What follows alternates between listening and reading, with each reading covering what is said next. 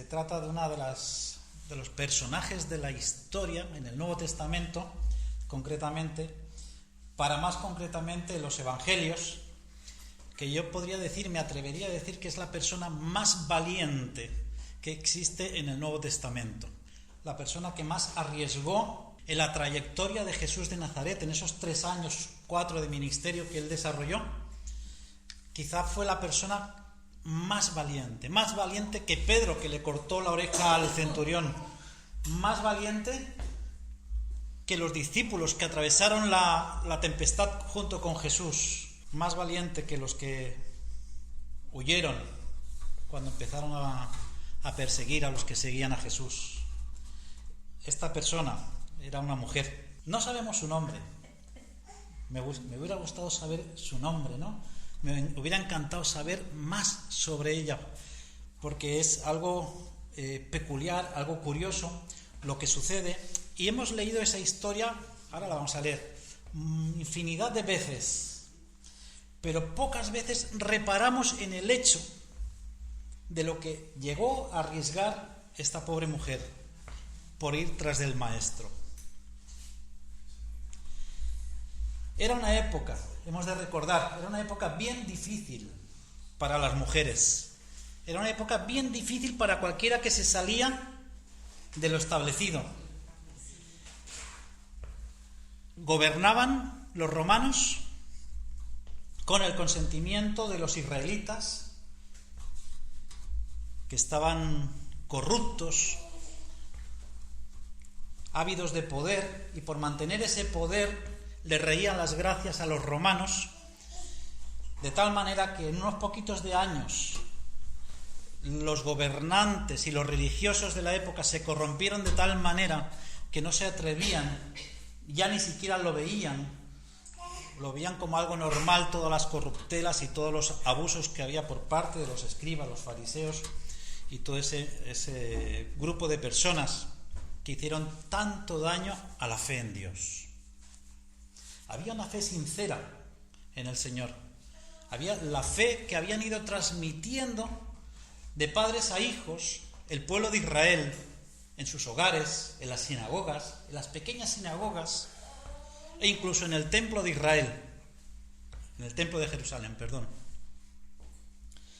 Pero todo se corrompe. Las influencias, la dejadez de esos gobernantes y las tradiciones y las leyes de hombres empiezan a ocupar el lugar que debía de tener la palabra de Dios. Y es en ese momento, que no me quiero entretener en ese aspecto, es que Jesús comienza su ministerio. Quizá el peor momento de la historia, donde más arriesgado era expresar sus ideas, se encontraban bajo el gobierno de Roma, no bajo los griegos, porque los griegos eran más flexibles, todo el mundo podía expresar su opinión, era un mundo mucho más filosófico. Por eso, de hecho, la Iglesia, cuando se establece, donde más se expande es entre los territorios griegos, porque eran más flexibles a la hora de recibir otras ideas. Pues en ese momento, en ese transcurso de la historia, en un momento determinado, aparece ese personaje, esta mujer valiente. Yo me atrevería a decir el título del párrafo con el que arranca la palabra del Señor, cambiarlo por la mujer valiente, tras las huellas de Jesús. Cualquier otro título me hubiera encantado, y de hecho lo podemos cambiar, porque los títulos los puso alguien cuando encuadernó la Biblia, no venían en la Biblia original. Así que si te gusta otro título lo puedes cambiar, que no es herejía. Lo que no puedes cambiar es la palabra, los títulos sí. La numeración de las páginas también las puedes cambiar. Así que bueno, quiero leer, si me queréis acompañar, en el Evangelio de Lucas.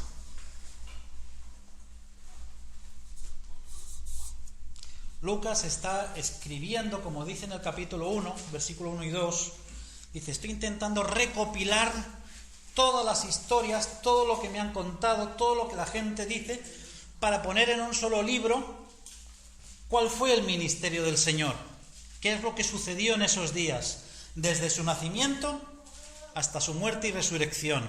Eso dice Lucas. Y se lo está diciendo a un pequeño discípulo que se llamaba Teófilo. Dice, oh Teófilo, estas cosas te escribo. ¿Os recordáis eso? Y entonces, en ese afán del médico, Lucas, que era un hebreo, un greco-hebreo, porque aunque era hebreo de nacimiento, él se había cultivado en las ciencias griegas, que por eso es que era médico, y tenía la capacidad quizá de sintetizar, de aglutinar y de saber desarrollar una historia que tuviera cierto sentido. Y en eso está Lucas. Y le debió de llegar este párrafo que vamos a leer a continuación. Son unos poquitos versículos. Es toda una historia, pero no vamos a leerla entera. Quería leerla entera hoy, quería desarrollarla entera hoy, pero creo que va a ser mejor fraccionarla en 2 o 3 partes. Porque es tanta la enseñanza que se desprende de esos poquitos versículos que vale la pena. Y entonces Lucas, de alguna manera, le llegó este texto, probablemente escrito, porque tiene otra síntesis, otra forma de explicar que no es la habitual de Lucas. Y se nota que es alguien que estuvo presente en ese lugar y en ese momento, y lo pudo observar todo de primera mano. Y posiblemente fue alguien hebreo que conocía perfectamente las costumbres hebreas, que ahora las vamos a ver, las concernientes al texto, por la manera en que lo explica. Porque si lo hubiéramos explicado hoy en día, pues no tendría mucho más sentido. Y de hecho, cuando leemos la palabra de Dios y leemos este texto, que lo leemos desde un punto de vista occidental, como somos nosotros, no le encontramos toda la profundidad que tiene, porque lo leemos desde nuestra percepción del siglo XX, siglo XXI, y con nuestra percepción de mentalidad occidental, lo que nos han enseñado en la escuela en el siglo XX, a la mayoría, y lo que estamos acostumbrados a leer y a escuchar. Pero una mente hebrea que, o unos ojos hebreos, o unos oídos, si es que le leían esa escritura, pudo entender toda la maraña y todo lo que se jugaba el protagonista o la protagonista de este pasaje. Se encuentra en Lucas capítulo 7, versículo 36 al 38.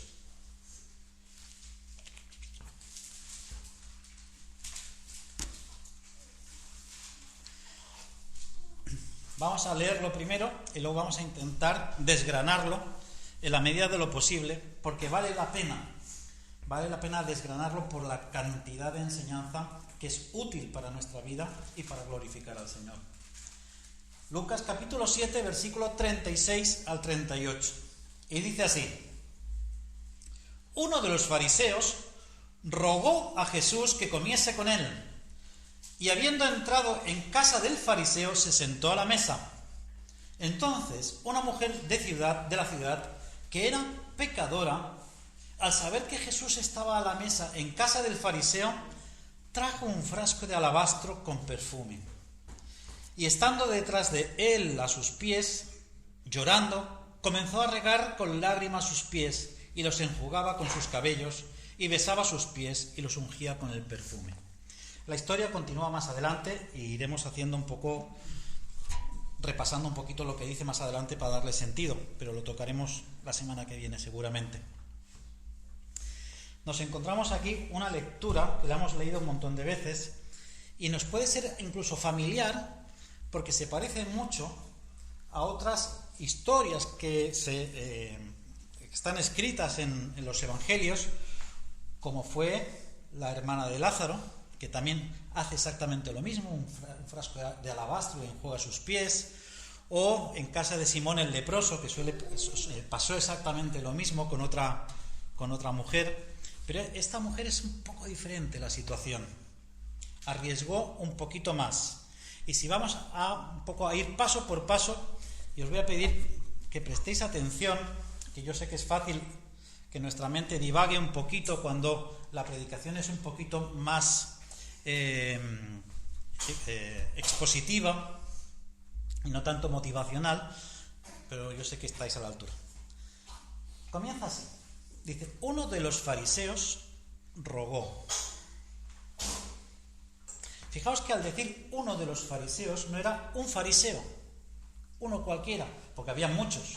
Recordamos que los fariseos era una secta judía. Secta era una rama, es como una orden católica, pues eran como una orden judía, que eran los más exquisitos, eran los que se creían con el derecho de interpretar la ley, y que ellos eran los únicos intérpretes, y además eran los que se pensaban que eran los que mejor cumplían la ley, eran los más santos, los más sagrados, nadie como ellos. Les encantaba orar por las esquinas, les encantaba lucir sus vestiduras, les encantaba que los oyeran en público, y les encantaba abrir las puertas de sus casas para que la gente viera dónde vivían y con quién se juntaban. Así que este fariseo no era un fariseo cualquiera, dice uno de los fariseos, es decir, era alguien concreto que estaba por encima del clan de los fariseos, era un fariseo de alta curnia, era un fariseo importante, no sabemos cuál, no se dice cuál. Hay quien dice que podía ser Simón el leproso, que este también se llama Simón, pero no es ese. Así que este fariseo peculiar, famoso, dice que le rogó a Jesús. ¿Os veis a un fariseo rogándole a Jesús? ¿Suplicándole? La palabra rogar aquí no significa que le pidió o que lo invitó, significa que le rogó, le suplicó que viniera. ¿Por qué un fariseo le iba a insistir varias veces a Jesús de Nazaret para que fuera a comer a su casa? Hay quien dice que probablemente con la costumbre que ellos tenían de que lo vieran bien rodeado, buscaba siempre de quién estaba de moda, quién era el youtuber de moda, quién era el que resaltaba en ese momento, quién estaba en la cartelera del famoseo, de los conocidos de la ciudad. Y entonces se enteró, por lo que sea, o conocía a Jesús, no lo sabemos dónde, y no sabemos en qué lugar lo invitó, porque dice que lo invitó, le rogaba que fuera a su casa, posiblemente si fuera a la sinagoga, quién sabe si no fuera en el patio del templo o en el templo, o mandó a alguien, o todas las veces fue él, o algunas veces envió a alguien, no lo sabemos. El caso es que le hizo llegar esa petición a Jesús por varias veces y quería que él comiera en su casa. Hasta aquí nos podemos imaginar una casa, el fariseo, una mesa donde se va a sentar con Jesús. Pero vamos a ampliar un poquito nuestra idea de lo que era la casa de un fariseo de dinero, un fariseo famoso, un coleccionista de famosos que era este fariseo, donde abría las puertas, que era la costumbre judía de la gente pudiente. ¿Cómo era esa casa? Posiblemente era una casa grande. Posiblemente la comida se hiciera en el patio, un patio medio cubierto que había, que era posiblemente del tamaño de esta sala. De hecho, en las excavaciones arqueológicas y en las construcciones que más o menos quedan de pie, eran así. Tenían un patio interior rodeado de una pequeña columnata y una escalera que subía a la planta de arriba. Por lo tanto, solían hacer abajo en el patio estas comidas abiertas, populares, para que la gente pudiera venir y subirse por la escalera, estar apoyada por los maceteros, por los lugares donde podían, para poder presenciar al invitado. Pero hay algo curioso en todo esto que estamos viendo. ¿Por qué Jesús se negó? Jesús se negó. Al final claudicó y fue. Pero Jesús se negó. Si no, no tendría sentido que este fariseo, este judío de importancia, le rogara en varias ocasiones para que él fuera. Yo creo que Jesús no quería que nadie se hiciera el importante a su costa. Está claro que a Jesús no le importaba ir a comer con quien fuera. Él comía, ya había comido con fariseos. Incluso él se había autoinvitado con un fariseo. ¿Os acordáis? Zaqueo, baja, que en tu casa moro yo. Jesús comió con pecadores, comió con esenios, comió con toda clase. ¿Por qué le decía que no a este? Eso refuerza todavía más la opinión de que este fariseo era alguien que le encantaba que lo vieran rodeado de los que estaban de moda en ese momento. Posiblemente no era la persona de moda con la que él congeniaba. De ahí se entiende lo que vamos a ver a continuación. Pero lo que le importaba a este fariseo es que lo vieran con Jesús de Nazaret, para decir, yo también soy amigo de él. Pero Jesús no estaba por la labor. Jesús no quería reírle las gracias a un fariseo que se quería hacer famoso a su costa. Jesús iba donde fuera, pero famoso a mi costa no. No te vas a lucir a mi costa. Pero al final va y se encuentra allí en esa situación.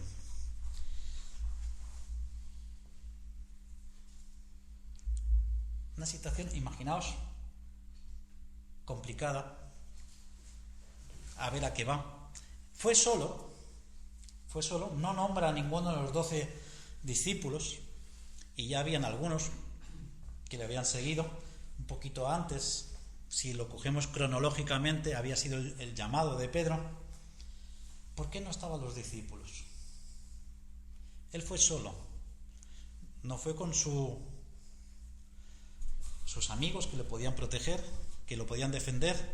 No fue con Pedro, que si en un momento ofenden a Jesús, rápidamente sacaba ahí una espada, un machete, lo que hiciera falta, y le cortaba la oreja o la lengua a quien fuera. Fue solo. Dice que habiendo entrado en casa del fariseo, se sentó. Al decir se sentó, nos viene a la cabeza una mesa convencional nuestra, con sus sillas alrededor. Pero cuando uno indaga un poquito más, ve que en el original lo que dice es se reclinó. Por lo tanto, estábamos hablando de una casa judía con todas sus consecuencias y con todo su mobiliario. No era el IKEA, precisamente. ¿Y cómo era la mesa y las sillas donde Jesús se reclinó? Seguramente era la típica mesa hebrea de alguien importante, de alguien que tenía forma de U, para que todos se sentaran alrededor. Seguramente era una mesa casi idéntica a la que donde fue la última cena. Estamos acostumbrados a ver los cuadros donde vemos la última cena en una mesa alargada y todos los discípulos a un lado de la mesa, que digo yo, se pusieron así para la foto, no sé, porque estaban todos a un solo lado de la mesa y Jesús en el medio, y al lado de cada uno estaba Pedro, María Magdalena, dicen otros, o San Juan. Pero este tipo de mesa era en forma de U y tenía unos divanes alrededor. A veces eran divanes abiertos, a veces eran con un pequeño apoyabrazos, de tal manera que se medio estiraban y apoyaban el hombro o el brazo en un lateral y iban comiendo con la mano derecha, y con la izquierda pues aguantaban el pan o lo que fuera. Por eso dice que se reclinó. Y ahora le vamos a ver un poquito más de sentido leyendo un poco más adelante. Dice, entonces, se sentó, a la mesa. Aquí hay algo curioso.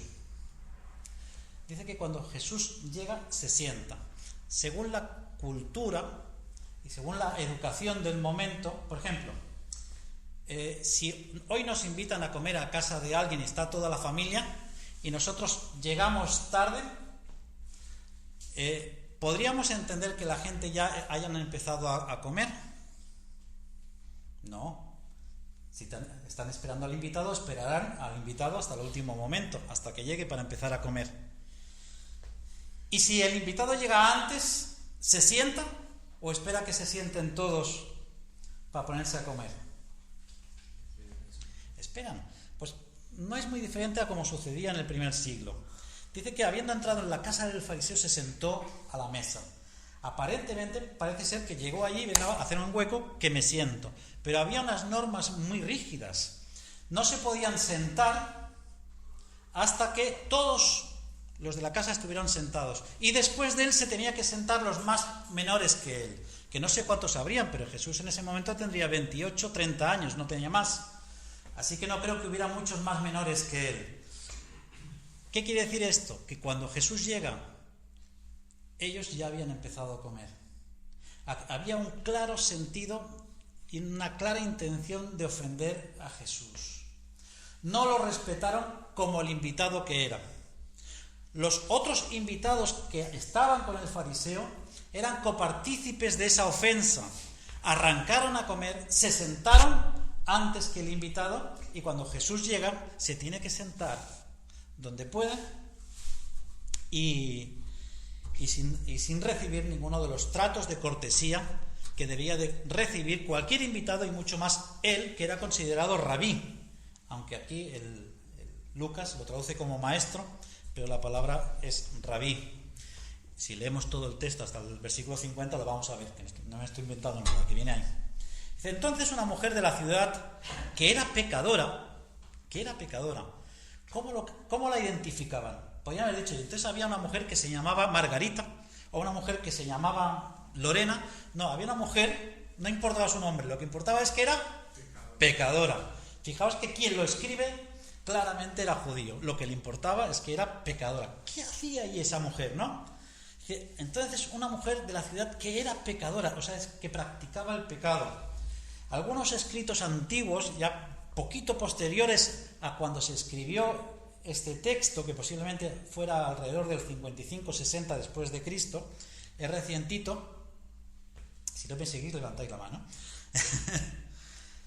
ya decían que se trataba de una mujer que era prostituta. Así que nos quedamos con esa idea. Posiblemente fuera prostituta, aunque no dice por qué era pecadora. Igual simplemente la consideraban pecadora por su forma de vestir, por su forma de ser, por lo que fuera, pero bastante probable es que tuviera algún problemita con su forma de ganarse la vida. Tenía mala prensa, y llama la atención de que lo que quieran hacer todo el tiempo es destacar su error. Entonces, una mujer de la ciudad que era pecadora, al saber que Jesús estaba a la mesa en casa del fariseo, trajo un frasco de alabastro con perfume. Fijaos qué interesante es esto, ¿no? Esta mujer se entera que Jesús está allí. Ella, por lo que sea, por el boca a boca, se entera que Jesús va a comer en casa del fariseo. ¿Y qué es lo que hace ella? ¿Cómo se entera? No sabemos si quien se lo comunicó, cómo conocía ella a Jesús, si lo había conocido previamente, si había estado allí en la explanada del lago de Genesaret cuando Jesús predicaba en lo alto de la barca. No sabemos si es que estuvo en la multiplicación de los panes y los peces. No sabemos si su amiga, la adúltera, le habló de un tal Jesús que perdonaba pecados. No sabemos cómo se enteró, pero esta mujer se enteró, y fue tal su alegría y su interés por ir a conocer o ir a ver a este tal Jesús, que agarra, como hicieron otras tantas, su frasco de alabastro, ese frasco sellado, valioso, que servía, como hemos hablado otras veces, para el ajuar de la boda, para casos importantes, o incluso cuando fallece algún familiar, o que se guarda como una inversión por si llega a faltar el dinero. Agarra ese frasco de alabastro, me imagino que con la intención de llegar allí y encontrárselo y darle una bienvenida adecuada y coger un poquito de ese perfume y ungir su cabeza o su frente, que es lo que se solía hacer. Lo que se solía hacer realmente se hacía con aceite de oliva. Muy rara vez se hacía con perfume, solo cuando se quería honrar mucho. Se hacía con perfume cuando se trataba del novio, cuando se trataba del padre o cuando se trataba de los suegros. Muy raramente se usaba algo caro si no era para alguien importante.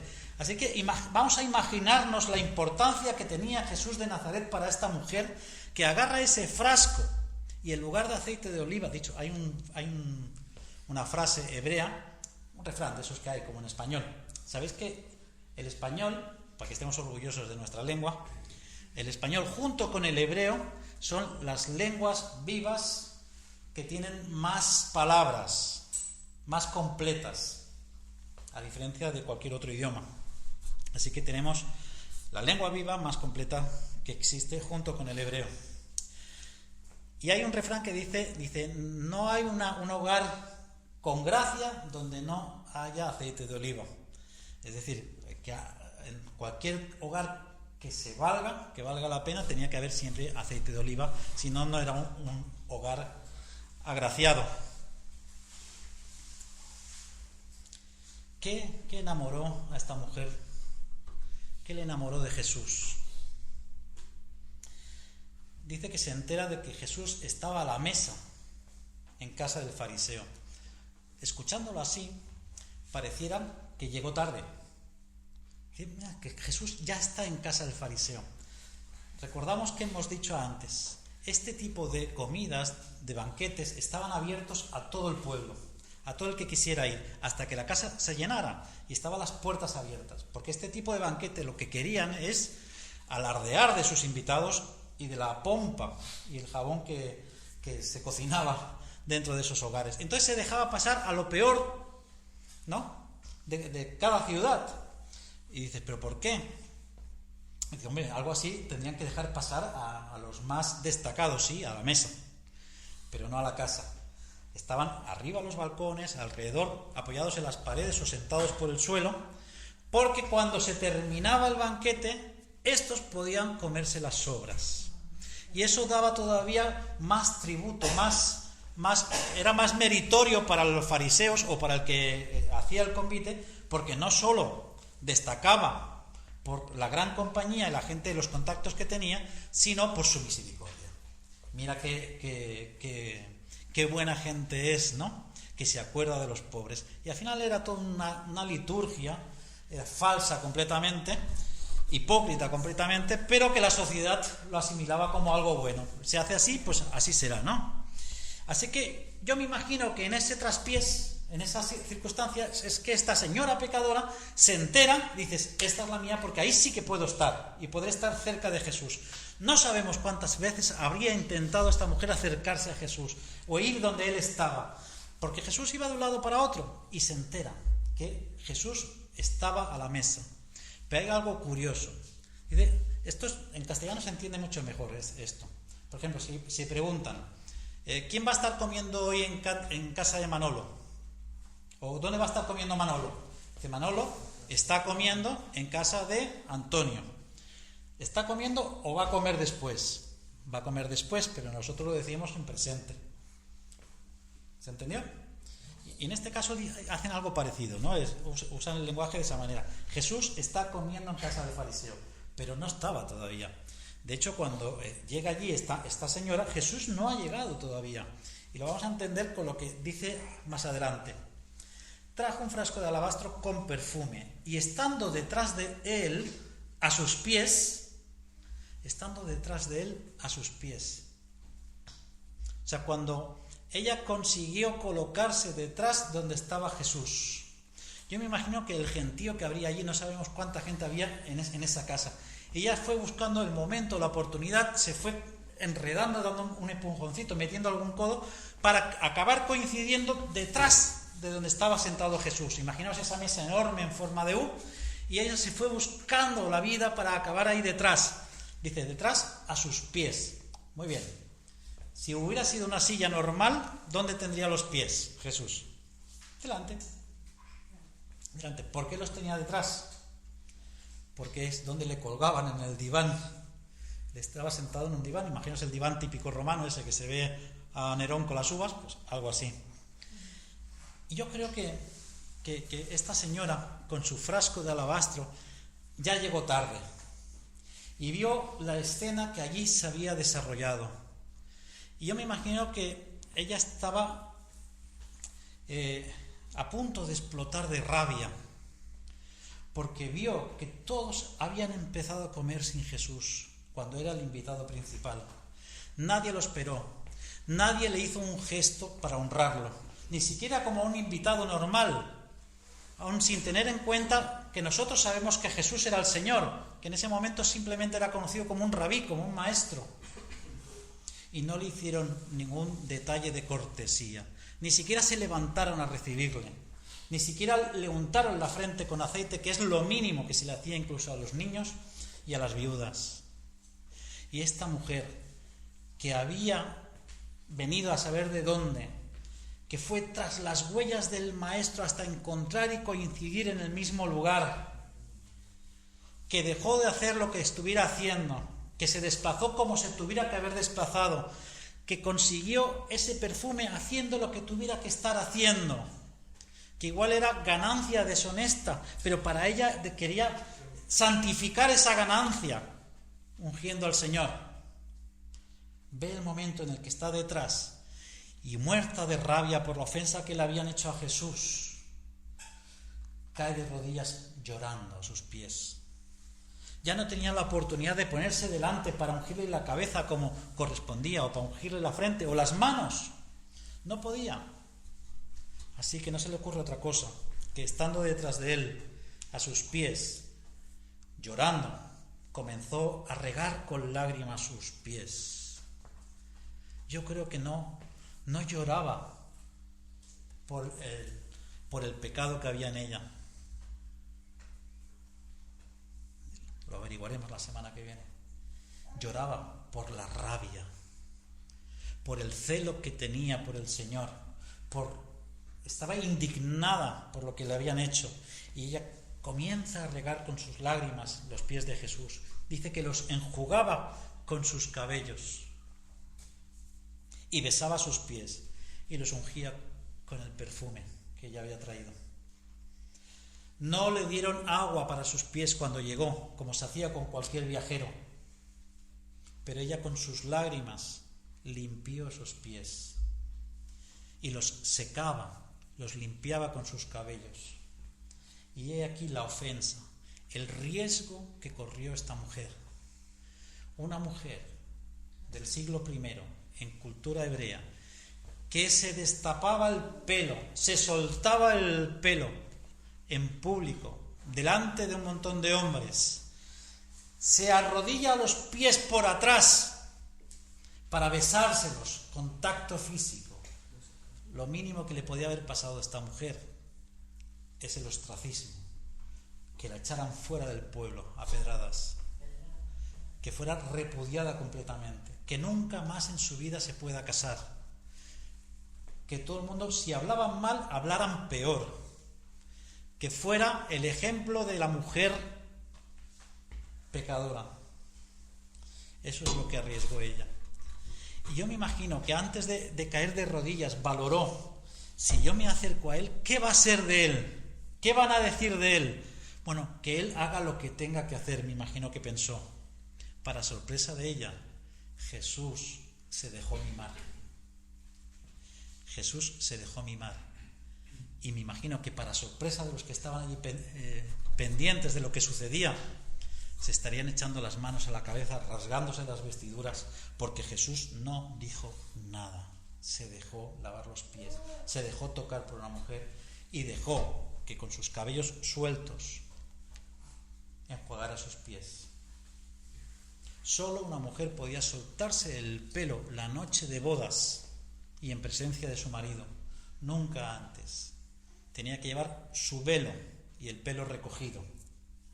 De hecho, hay un dicho, hay una historia de una señora, una mujer, que tenía 2 hijos. Y uno de los hijos era el sacerdote que tenía que oficiar la oración en el templo ese día. Y hablando con su hermano, que lo estaba vistiendo, tosió y le llenó de babas la túnica. Y eso estaba ya contaminado y no le daba tiempo de cambiarse y llegar al templo. Así que pasa adentro y se pone las vestiduras del hermano y se va a oficiar al templo. Y alguien le dijo a la madre: qué bienaventuranza es la tuya, qué gracia es la tuya, que en el mismo día en tu casa han estado 2 sacerdotes, porque era un honor. Y ya la respuesta que dio nos da una señal de hasta qué punto guardaban el tema del pelo las mujeres. Dice: porque ninguna viga de esta casa ha visto jamás las trenzas que hay debajo de mi velo. Fijaos hasta qué nivel guardaban, que ella se pensaba que porque había sido respetuosa y nunca había descubierto su cabeza, ni siquiera a solas en su casa, que Dios le había concedido tener 2 sacerdotes en su hogar. Fijaos, claro, de esa comprensión de lo que es la ley nos ha llegado el cristianismo, de que tenemos que hacer obras para que el Señor nos dé cosas. Pero bueno, no todo va a ser bueno. Así que imaginaos, ella estaba allí presente en casa del fariseo, siendo testigo de tal humillación. Este fariseo tenía que haber esperado y tenía que haberlo recibido, si no él, unos sirvientes, haberle lavado los pies, pero sí él tenía que haberlo recibido y haberle dado dos besos, haber besado sus mejillas, haberle ofrecido que se sentara, haberlo ungido con un poquito de aceite, aunque fuera. Y ahí se ve claramente que la intención de este fariseo era ofender a Jesús. No había otra intención. Era: yo lo voy a invitar, me voy a engrandecer de tener un invitado importante, pero además esta va a ser la oportunidad para dejarlo en ridículo, que todo el mundo vea que no está el rabí. ¿Quién te hizo a ti rabí?, pensaría el fariseo. Pero lo que no esperaba el fariseo era la sorpresa, la energía, el atrevimiento de esa mujer, que fue tras las huellas del maestro hasta encontrarlo en esa casa que podía haber sido su prisión, que podía haber sido el lugar de su muerte, pero arriesgó el poderse haber sido apedreada, insultada, de incluso haber agravado el testimonio del propio Jesús, al que le importaba muy poco el que dirán, todo hay que decirlo, para honrar al maestro. No le importó nada, ella quería honrar al maestro. Así que tenemos en estos tres personajes, esta pequeña historia en 3 actos. Tenemos este primer acto donde hemos visto a la mujer, a Jesús y al fariseo. El fariseo invitó a Jesús para humillarlo. ¿Cuántas veces, hermanos, nos provocan a hablar de nuestra fe para burlarse de nosotros, en realidad? ¿Cuántas veces vemos en televisión que ridiculizan la iglesia, el cristianismo, ya no a la iglesia evangélica, al cristianismo en general, a los católicos, da igual, en cierto modo son un poco hermanos nuestros? Pero la prensa, la televisión, los programas, el Sálvame, procura siempre ridiculizar la fe, se burla de la iglesia y menosprecia a los creyentes. Los ateos nos tienen como tontos. La opinión pública tiene a los que son cristianos como tontos. Pues son cristianos, tienen fe, son unos tontos, como intentó el fariseo hacer con Jesús. La mujer supo que Jesús iba a estar en casa del fariseo y la mujer fue tras las huellas de Jesús. Me maravilla ver jóvenes que recorren Barcelona para ir a la iglesia. Cuando tú ves que van esos jóvenes con sus Biblias forradas de tela tejana, de jeans, a mí me maravilla, me llena de gozo. Me llena de gozo ir a la librería evangélica y ver jóvenes mirando los libros de teología y no mirando el resto de librería que está lleno de ornamentos y cacharrería evangélica, desde las promesas del Señor hasta lo grande que Dios quiere que seas, que es donde están la mayoría. La pequeña estantería de libros de doctrina y teología está ahí muriéndose de risa. Y a veces veo a algún joven y me dan ganas de ir y abrazarlo, como me dan ganas de ir y abrazar cuando veo a un joven que no está enchufado al móvil y va leyendo un libro en el metro. Se me saltan las lágrimas. Como esta mujer fue tras el maestro, me llena de alegría a la gente que paga un precio por seguir al maestro, que no dejan al maestro para las migajas, que no dejan al maestro para lo que les sobra de tiempo, que dejan todo lo que tienen en sus manos para seguir al maestro. Eso es maravilloso, porque de acuerdo a lo que nosotros seamos capaces de dejar de lado por seguir al maestro, Él nos va a honrar delante de su Padre. Yo me acuerdo cuando era jovencito, y Gerard está aquí, que nos escapábamos juntos, teníamos culto que empezaba a las 10 de la mañana, en esa época empezaban pronto, y duraban 1 hora y cuarto, 1 hora y media como mucho, y justo nos daba tiempo de salir corriendo de nuestra iglesia para llegar a otra iglesia, la calle Verdi, para escuchar otro mensaje de otro predicador que era buenísimo, José María Martínez, David Burr, José Grau estaba, ¿tú te acuerdas? Y íbamos a 2 cultos por la mañana, de 2 iglesias diferentes, porque teníamos ganas de escuchar la palabra.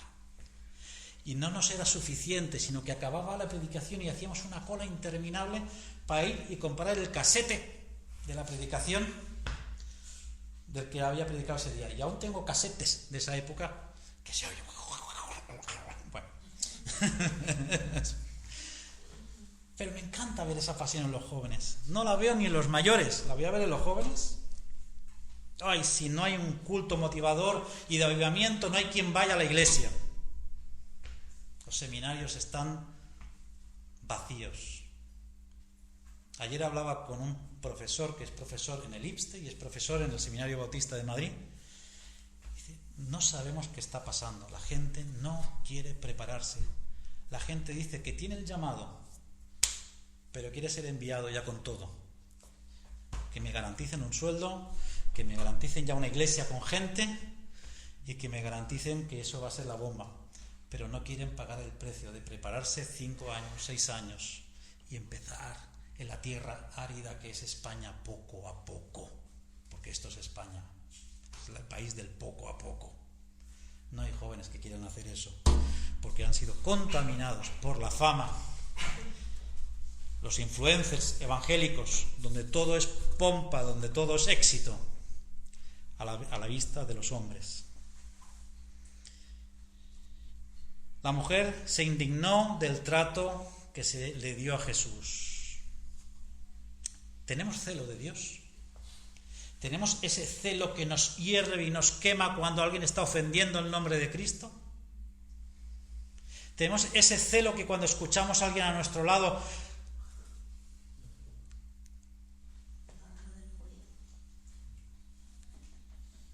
ensuciar el nombre de Dios, de girarnos y decirles, por favor, no te metas con mi Padre? ¿Tenemos esa poca vergüenza de hacerlo? ¿Nos ofende el trato que tiene Jesús hoy en día? ¿Nos ofende cómo habla la gente de Jesús? No de la iglesia, eso es otra cosa. De la iglesia que hablen como les dé la gana. De Jesús. Porque a veces la iglesia se lo merece, todo hay que decirlo. Que a veces salen cosas en la televisión y nos molestamos, mira, es que solo sacan lo malo. Digo, caramba, es que nos lo trabajamos, nos lo trabajamos. El otro día salía de una iglesia que tenía una consulta odontológica detrás de la cortina, detrás del púlpito.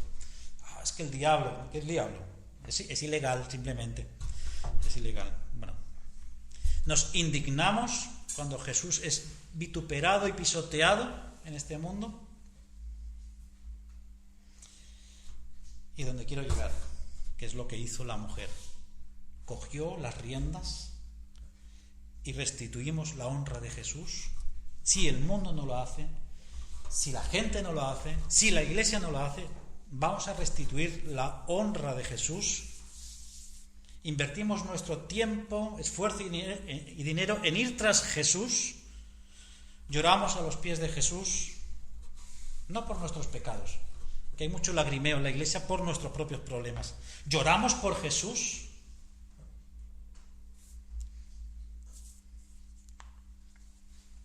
Le rogamos a Dios con lágrimas que nos dé fuerzas para glorificar su nombre, llevando el Evangelio a todo lugar. ¿Por qué llegó esa historia hasta nuestros días? ¿Por qué ese gesto de esa mujer valiente ha llegado hasta hoy? Porque lo que hizo trascendía. Si ella simplemente hubiera llorado a los pies de Jesús pidiendo perdón por sus pecados, no hubiera trascendido seguramente. Pero lo gracioso es que ni siquiera pidió perdón. Y Jesús le dijo, tus pecados te son perdonados, tu fe te ha salvado. Y solo estaba limpiando la honra y el nombre de Jesús. Así que meditemos cuál es la respuesta que tenemos a estas preguntas y tomemos las decisiones correctas para corregir nuestro rumbo, hacia dónde vamos como personas.